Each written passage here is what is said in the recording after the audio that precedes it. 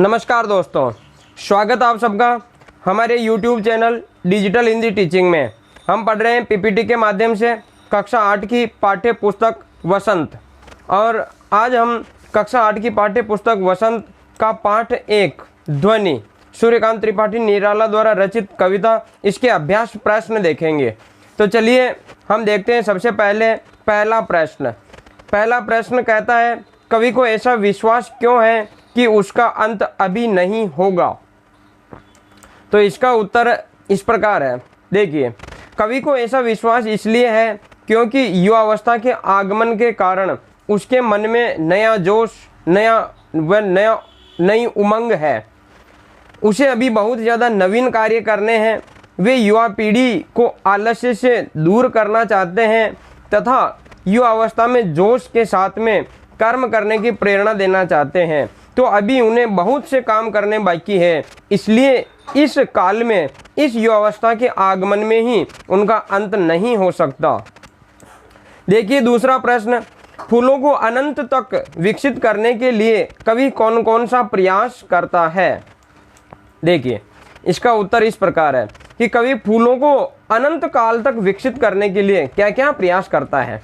तो कलियों को सुषुप्त अवस्था से निकालकर खिले हुए फूल बना देना चाहता है। कवि कहता है कि जो कलियां अभी सुषुप्त अवस्था में हैं, तंद्रा में हैं, सोई हुई है, उन्हें जगाकर मैं उन्हें खिले हुए फूल बना देना चाहता हूँ।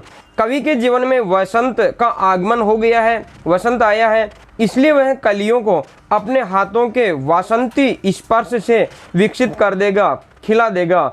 कवि के अंदर वसंत आ गया, युवावस्था आ गई। जब वसंत आ गया है तो पूरी प्रकृति ही वसंत के स्पर्श से जागृत हो जाती है, खिल जाती है, चारों तरफ हरियाली छा जाती है। तो ऐसा लग रहा है जैसे कवि के अंदर वसंत आया है। तो कवि इस वसंत का प्रसार प्रकृति में कर देगा, जो सोए हुए लोग हैं उनमें कर देगा, उन्हें जागृत कर देगा। तो वह तंद्रा से ग्रस्त अर्धनिद्रित फूलों के आलस्य को दूर कर जागृत कर देगा और चुस्त कर देगा। उनमें एक नए यौवन का संचार कर देगा तथा अपने नव जीवन के अमृत से सींच देगा। सींचना चाहता है, उन्हें सींचना चाहता है ताकि वे भी जागृत हो जाए, जो सोए हुए लोग हैं, जो तंद्रा में हैं, अर्धनिद्रित लोग हैं। चलिए देखते हैं तीसरा प्रश्न। और तीसरा प्रश्न आपके सामने स्क्रीन पर प्रदर्शित है। देखिए, कवि पुष्पों की तंद्रा और आलस्य को दूर हटाने के लिए क्या क्या करना चाहता है। देखिए, पुष्पों की नींद उड़ाने के लिए, लोगों की नींद उड़ाने के लिए, लोगों के आलस्य को दूर करने के लिए क्या करता है कवि। कवि पुष्पों की तंद्रा को दूर करने के लिए उन पर अपना स्वप्न रूपी कोमल हाथ फेर कर जगाना चाहता है। कवि पुष्पों को प्राणवान, उनमें जीवन का संचार करना चाहता है, नवजीवन का आभावान, उन्हें ऐसा प्रकाशित करना चाहता है, पुष्पित करना चाहता है, उनकी आभा को तेज करना चाहता है ताकि वे वसंत की शोभा में चार चांद लगा सके। वसंत आ गया है लेकिन फूल अभी मुरझाए हुए हैं, फूलों में अभी तंद्रा आलस्य है। युवावस्था आ गई लेकिन लोगों में अभी आलस्य है। तो उस आलस्य को दूर कवि करना चाहता, हाथ फेर कर, अपनी प्रेरणा से, अपने विचारों से। कवि आलस्य से ग्रस्त युवकों को प्रेरित करके, जागृत करके उनमें नए उत्कर्ष के स्वप्न जगा देना चाहता है। देखिए चौथा प्रश्न, वसंत को ऋतुराज क्यों कहा जाता है। आपस में चर्चा कीजिए। अब वसंत को ऋतुराज क्यों कहा जाता है, यह आप घर बैठकर अपने बड़े भाई बहन या माता पिता से चर्चा कर सकते हैं। चलिए इसके बारे में हम थोड़ा कुछ जान लें। देखिए, वसंत को ऋतुराज क्यों कहा जाता है, इसका कारण है, वसंत को सभी ऋतुओं का राजा कहा जाता है क्योंकि इस वसंत ऋतु में, इस वसंत के आगमन से, वसंत ऋतु में प्रकृति अपने पूरे यौवन पर होती है, पूरे यौवन में होती है, युवा होती है, पूरी प्रकृति नवीन होती है। चारों तरफ प्रकृति में नवीन संरचना दिखाई देती है, नए नए पत्ते दिखाई देते हैं। इस वसंत के आने पर सर्दी कम हो जाती है, मौसम सुहावना हो जाता है और इस समय वसंत ऋतु में पंच तत्व अपना प्रकोप छोड़कर, अपना भयंकर रूप छोड़कर सुहावने रूप में प्रकट होते हैं। पंच तत्व जल, वायु, धरती, आकाश और अग्नि, ये सभी अपना मोहक रूप दिखाते हैं। पेड़ों में नए पत्ते आने लगते हैं, आम बोरों से लद जाते हैं, आम पर मंजीरियाँ खिल जाती है, तथा खेत सरसों के फूलों से भरे हुए पीले दिखाई देते हैं। सरसों के पीले फूल ऋतुराज के आगमन की घोषणा करते हैं। जब सरसों में पीले फूल खिल जाते हैं तो सब जान जाते हैं कि ये ऋतुराज वसंत का आगमन हो गया है। वसंत के आगमन के कारण ही ये सरसों उसका स्वागत करती है पीले फूलों से। चारों तरफ पीले फूल खिलने लगते हैं तो लगता है कि वसंत का आगमन हो गया है। तो वसंत के आने की घोषणा कौन करते हैं? सरसों के पीले फूल चारों तरफ लहरा कर। खेतों में फूली हुई सरसों पवन के झोंकों से ऐसे हिलती हुई दिखाई देती है मानो सामने सोने का सागर लहरा रहा हो। पूरी धरती पीले फूलों से लद जाती है कि जिधर भी देखो सरसों के पीले फूल दिखाई देते हैं। लेकिन जब हल्की हल्की हवा चलती है तो वह सरसों ऐसे लहराती है, वो पीले फूल ऐसे लहराते हैं मानो जैसे कि सोने का सागर लहरा रहा हो।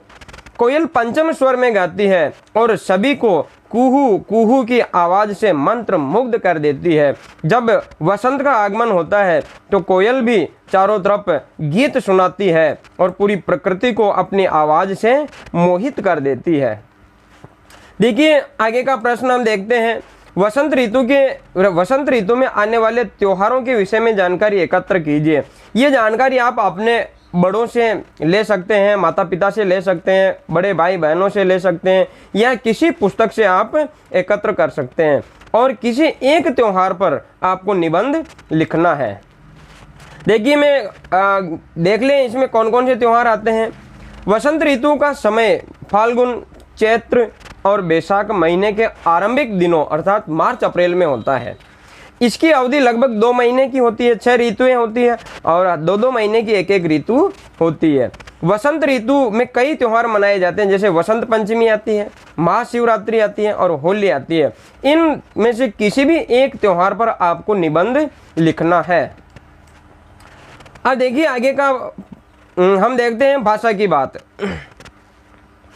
भाषा की बात में हम देखिए कोमल गात अर्थात कोमल शरीर।